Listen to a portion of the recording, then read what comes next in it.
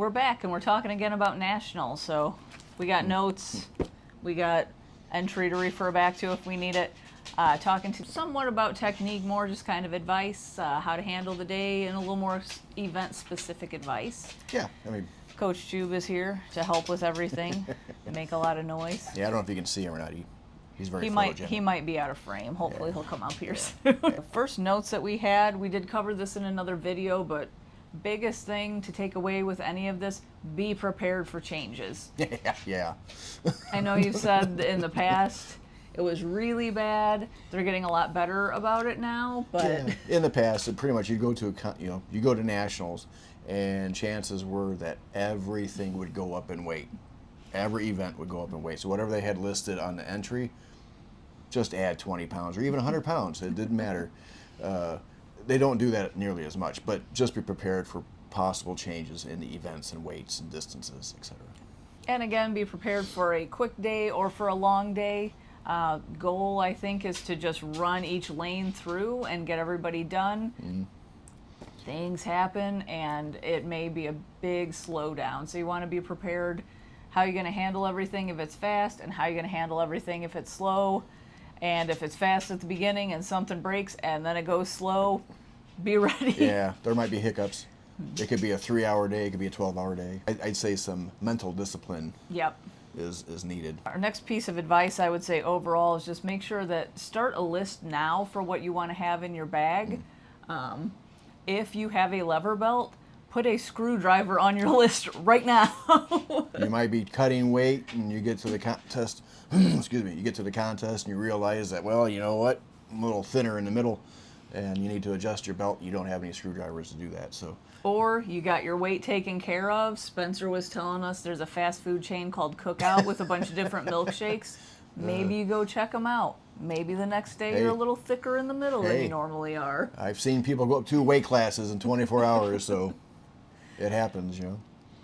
And also make sure you're bringing your snacks, your drinks, some bands to stay warmed up with. Make sure that you know your spot in line.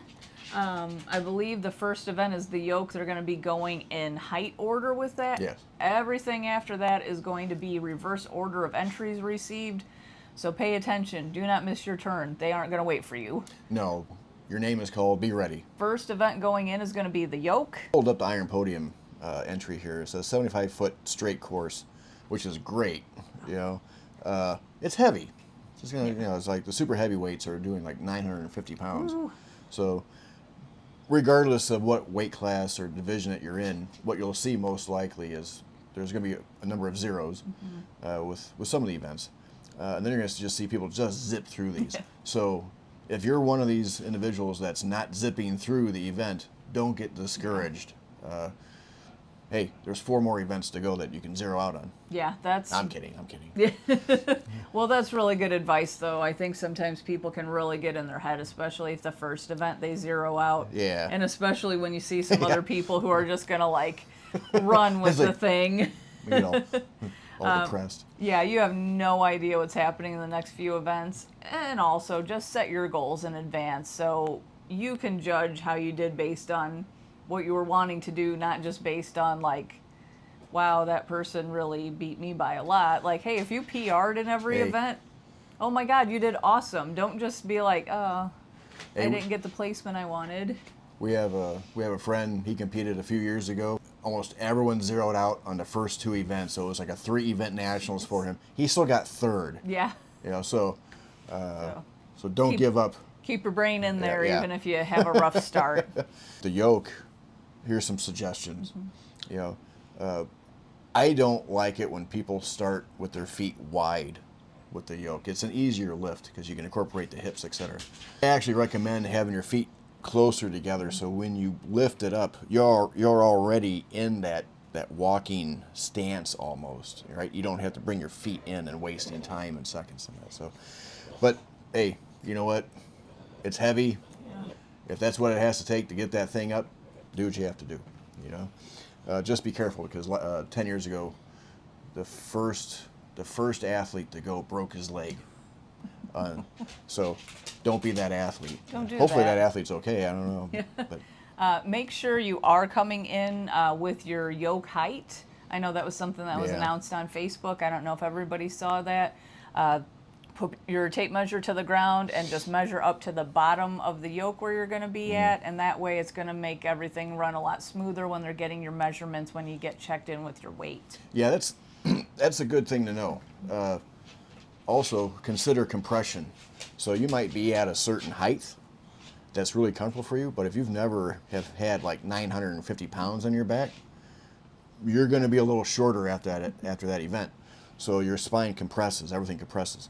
So I've always recommend doing like a 6-inch lift. That way, once you lift it up, the compression, it actually turns into a 4-inch lift.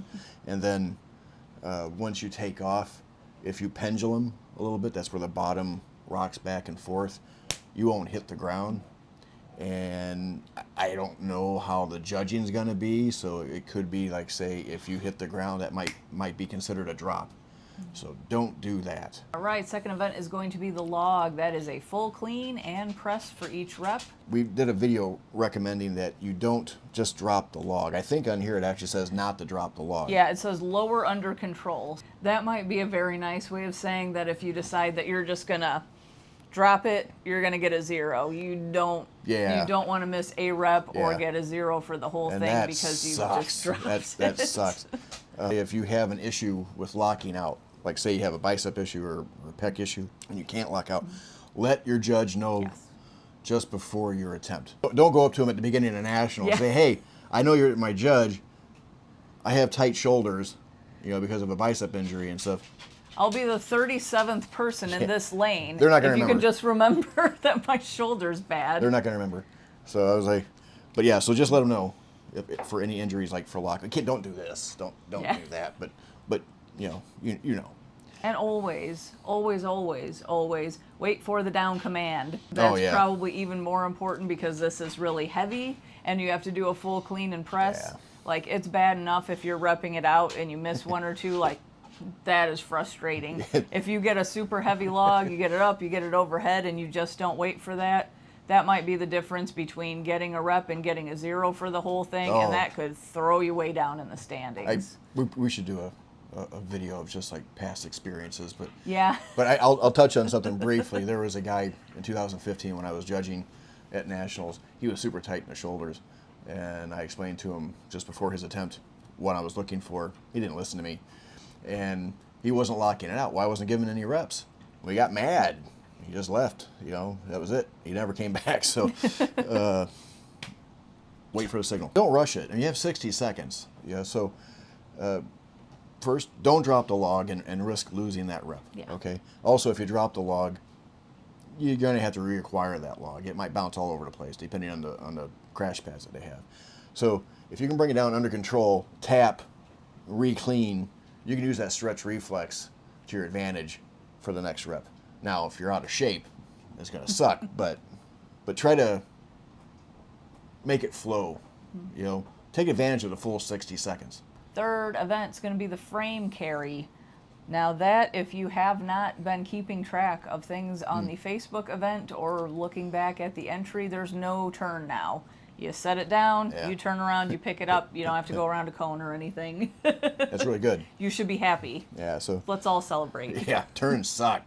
If you're used to doing a frame with knurling or a farmer's set with knurling, well, guess what? You're probably not going to have knurling at nationals. The handles will probably be slick. Use chalk. There's no tacky or sticky allowed at all throughout this contest. And remember, for this one, for the deadlift, you can use straps. For the carry, you cannot. This is a grip event. That's a big no-no. So I would recommend when you're going in to grip the handle to cup your hands a little bit. So when you stand up, it'll twist in your hand, almost lock it in. You'll use like an outside hook grip. That's where your thumb is on the outside of your index finger. So here's something I've seen at several contests and in training. A lot of people like to stagger their hand placement on the handles. So instead of having it dead center, they'll have it towards the back. So when they pick it up, it'll lean you forward and like propel you. Yes and no. If your skill level is there, you can use that as an advantage. If it's not, I have seen several people tear calluses that way. Or one of our contests, we did a frame, and he had offset his hands, picked it up, bad out of heck, you know, and within like, I don't know, 15 feet, Yeah, he kind of just shot straight into the ground buries and it boom. into the asphalt. It just threw him off balance. So I would recommend dead center, and I always call it like shifting gears. So you go like, you pick it up, you go half a step, 3/4 of a step, full step. And so you're shifting first, second, third. They are allowing one drop, but you know, you don't want to get 2 feet and just No. get your one drop there. And I understand that the pressure's on. You Yeah. know, you want to perform, but also you need to learn how to dial it back Yeah. enough where you don't go over the edge. Now the deadlift, it says on here, let me scroll down here, 70 seconds. Usually it's 60. However, the athletes will strap in at the start of the clock, so be ready. This is Yeah. per the Now, rules. that's in the Facebook group. Someone had asked about that, and they said the answer they received was that you could strap in first, but don't take too much time. The entry itself says you will have to strap in after time starts. Yeah. I don't know what's going to happen, but I would definitely plan on strapping in after time starts. And I would probably recommend practicing that if you haven't been, if you don't have a frame you're working with or something, because you might find it awkward to be strapping in on the sides versus like with a barbell. You may even want to do like figure eights to be able to get in faster, easier. Yeah. I mean, Yeah, that's it's up a to good you. option. I don't like figure eight straps, but I believe they're allowing them. I think Maybe, so. It doesn't maybe say. you like them. Doesn't say in here, but I think they're allowed. Yeah, they're quick and easy at least. Yeah, so just be ready. Like when you go up there, stand in the frame, they'll say, get athlete, get ready, get set, go. That's probably when you're going to have to strap in. So Yeah. practice strapping in and be as smooth as you possibly can with that. You know, and plus wait for the signals. They'll have an up command and a down command. Don't lose reps, please. If you've got somebody you're training with, maybe have them give you commands just so you're used to doing it, so you're not just used to doing a quick up and down and then you get there and again lose reps because you didn't wait for an up command or you didn't wait for a down command. It sucks. Judging meets for years, it sucks not being able to give reps to the athlete because I really want people to succeed, you know? And but if they don't follow the commands, they don't follow the commands. So it's like, it is what it is. Remember, in the deadlift, pace yourself. Just like the log. If you go all out for 20 seconds, you're going to gas out. Yeah. And then you're going to be recovering for 40 seconds. Just pace yourself. Wait for the commands. You can get a lot more reps if you learn to, do like a cadence. Get in there and just pop it out like every couple of seconds or so. Knock out a rep, depending on your skill level. All right, the last event is the Sandbag Toss. That looks fun. Yeah, that'll be a fun one. They've had it. Was it 2019? They did. That was like absolute chaos. Yeah, that worked out well, but man, watching it from the stands, there were just bags everywhere. They did a good job. Yeah. Chris Vaccio. Yeah, that was a good nationals. He did a wonderful job. That was smooth. But that last event, that was stress inducing watching that. Yeah, I'm not sure how they'll have this one set up, but that'll be a fun one. Our note here was, slow is smooth and smooth is fast. Yeah. Considering what your technique is going to be might be something for you. You're going to start with sandbags 20 feet away. And you're going to have some guys who are going to try to whip them from 20 feet.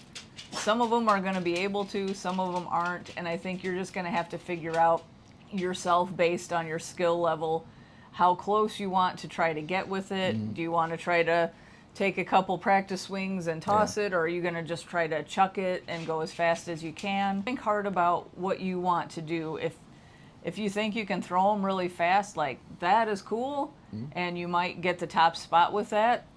You also might get too fast, and you're going to lose a ton of time going and chasing them. Yeah. So it's really going to be a lot of strategy. Another thing to be mindful of is the surface that you're going to be lifting on.